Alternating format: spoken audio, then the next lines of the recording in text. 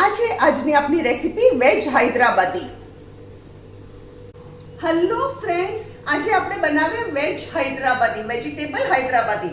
એના માટે મેં શું કર્યું છે, બે ફ્લોરેટ્સ ફ્લાવરના નાનો ટુકડો ગાજરનો અને બે જ ફણસી એના આવી રીતે પીસીસ કરી 2 ટેબલસ્પૂન ઓઇલમાં આટલું જ પાણી નાખી અને મેં કવર કરીને ચડાવી દીધા.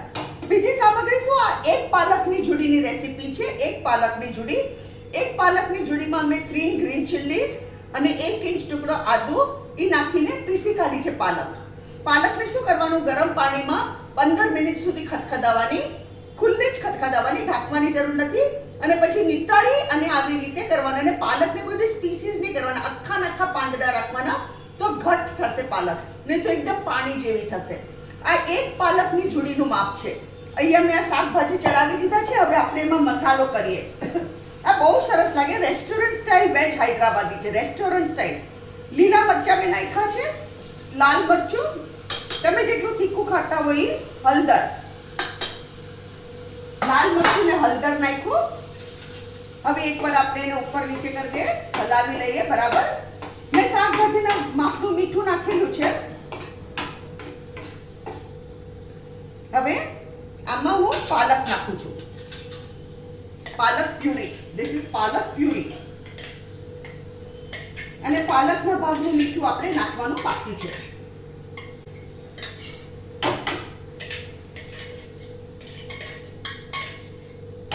હું ચપટીક પાણી નાખું છું આમાં, એકદમ લિટલ, વોશ કરવા પૂરતું જ.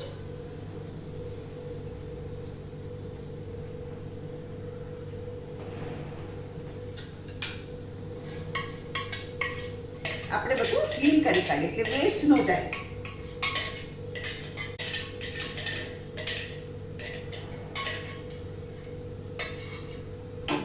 હવે આમાં પાલકના ભાગનું મીઠું નાખું છું.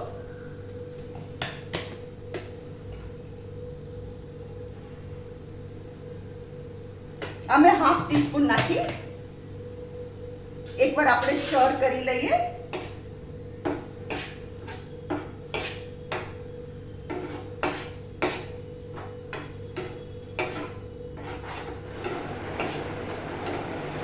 હવે શું કરવાનું, પાલકની આપણે તુરાશ ઓછી કરવા માટે હું થોડું ફ્રેશ ક્રીમ નાખું છું.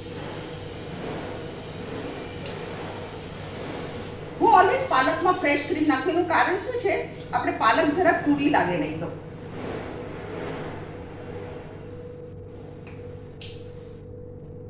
એકવાર સ્ટર કરી દઈએ. એ ગેસ ફાસ્ટ કરું છું.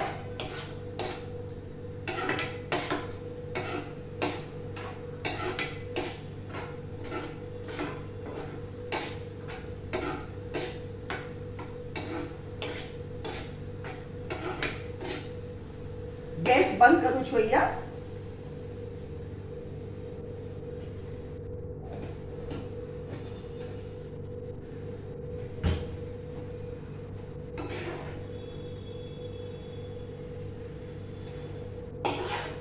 આ તમે એકવાર જરૂરથી ટ્રાય કરજો. It taste just too good.